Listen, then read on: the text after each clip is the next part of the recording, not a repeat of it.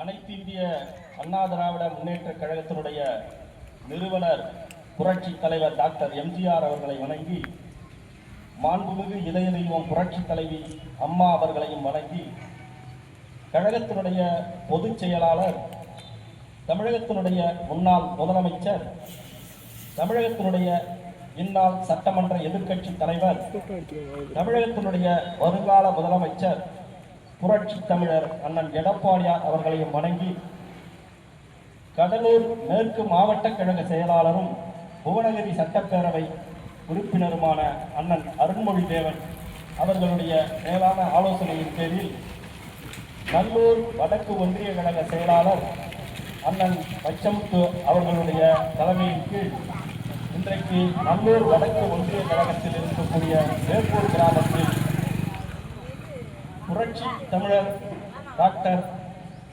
எடப்பாடியார் அவர்கள் தேர்தல் வாக்குறுதிகளாக 10 வாக்குறுதிகளை அளித்துள்ளார்கள். அந்த 10 வாக்குறுதிகள் உள்ளடங்கிய துண்டு பிரசுரத்தை இங்கே கிராம மக்களிடம் வழங்கி அவர்களுக்கு பிரச்சாரம் செய்து விழிப்புணர்வு ஏற்படுத்துவதற்காக இந்த நிகழ்ச்சியிலே நாம் அனைவரும் ஒன்றுபட்டு கூடியிருக்கிறோம். தேர்தல் வாக்குறுதியாக ஃபர்ஸ்ட் 2021 சட்டமன்ற தேர்தலில் ஸ்டாலின் என்ன சொன்னாரு, அனைத்து மகளிருக்கும் உரிமை தொகை வழங்குறோம் அப்படின்னு சொல்லி தேர்தல் வாக்குறுதி கொடுத்தாங்க. ஆனால் ஆட்சிக்கு வந்த பிறகு தகுதியுடைய மகளிருக்கு தான் கொடுப்போம் அப்படின்னு சொல்லி ஃபில்டர் பண்ணாங்க.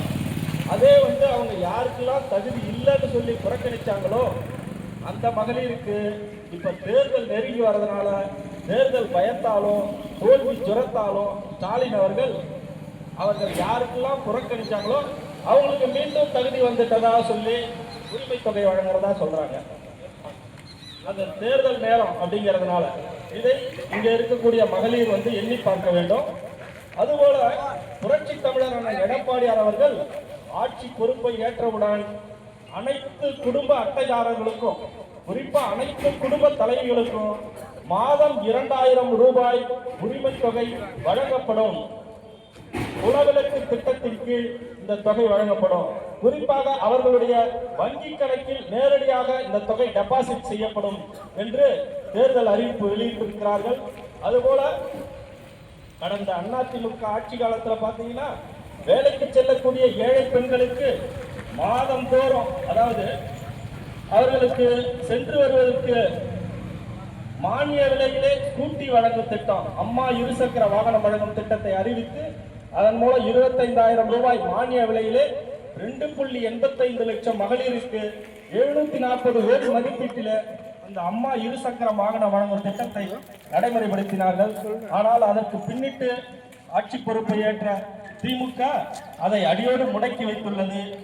இப்போது தேர்தல் வாக்குறுதியாக புரட்சி தமிழர் அண்ணன் எடப்பாடியார் அவர்கள் ஆட்சி பொறுப்பை ஏற்றவுடனே வேலைக்கு செல்லக்கூடிய பெண்களுக்கு 25,000 ரூபாய் மானிய விலையிலே 5 லட்சம் அம்மா இருசக்கர வாகனம் வழங்கும் திட்டம் தொடர்ச்சியாக கடைபிடிக்கப்படும் என்று வாக்குறுதி அளித்துள்ளார்கள் என்பதை இங்கு பெருமையோடு சுட்டிக்காட்ட விரும்புகிறேன்.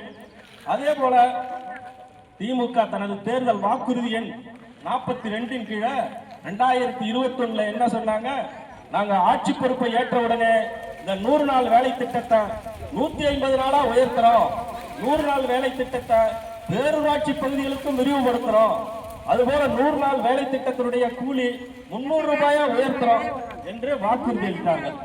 ஆட்சி பொறுப்பை ஏற்ற பிறகு 100 நாள் வேலை திட்டத்தை 150 நாளா மாத்தினாங்களா? இல்ல.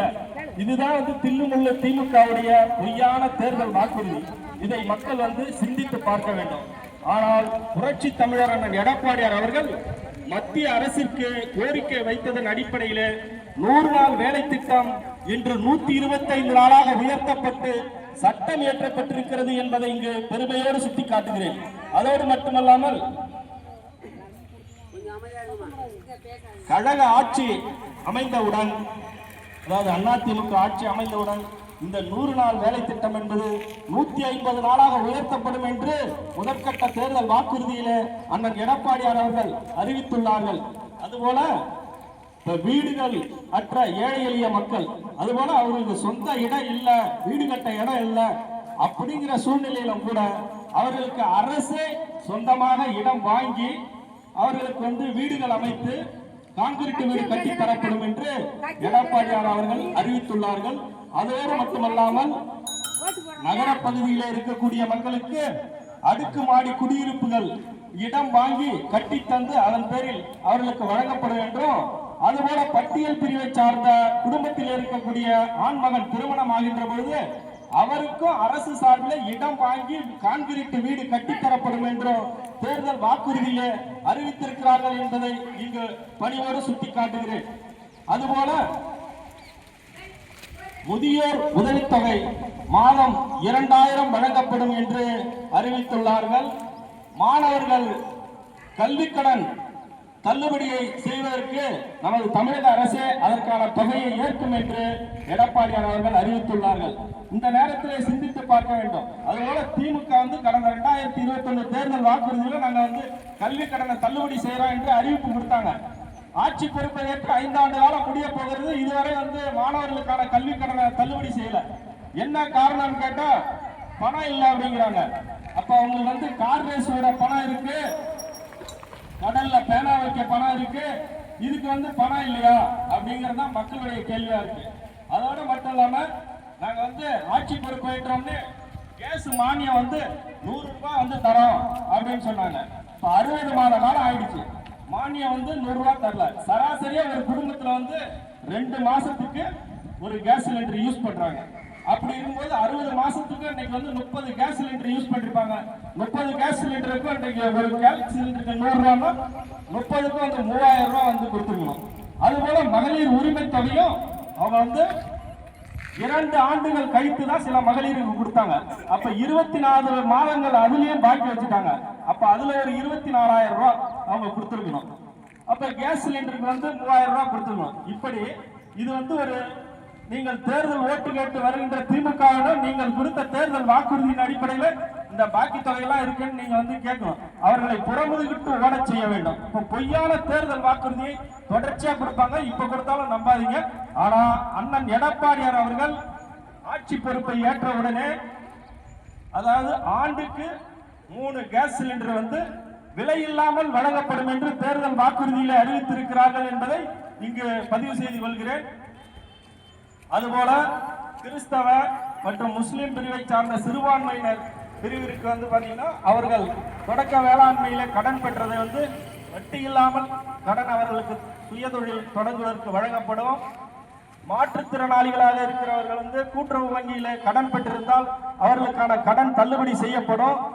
இது போன்ற வாக்குறுதிகளை அளித்திருக்கிறார்கள் என்பதை இங்கு பணியோடு சுட்டிக்காட்டி, நீங்கள் வருங்காலங்களிலே அனைத்து இந்திய அண்ணா திராவிட முன்னேற்ற கழகத்தினுடைய சார்பிலே இங்கு போட்டியிடக்கூடிய நமது கட்சி வேட்பாளராக இருந்தாலும் கூட்டணி கட்சி வேட்பாளராக இருந்தாலும் இந்த விடியா திமுக ஆட்சி, தில்லுமுள்ளு திமுக ஆட்சி, வாரிசு மாடல் ஆட்சி, விளம்பர மாடல் ஆட்சியை வேரோடும் வேரடி மண்ணோடும் அகற்றி அனைத்து இந்திய அண்ணா திராவிட முன்னேற்ற கழகத்தினுடைய மக்கள் ஆட்சியை நீங்கள் நிறுவ வேண்டும்.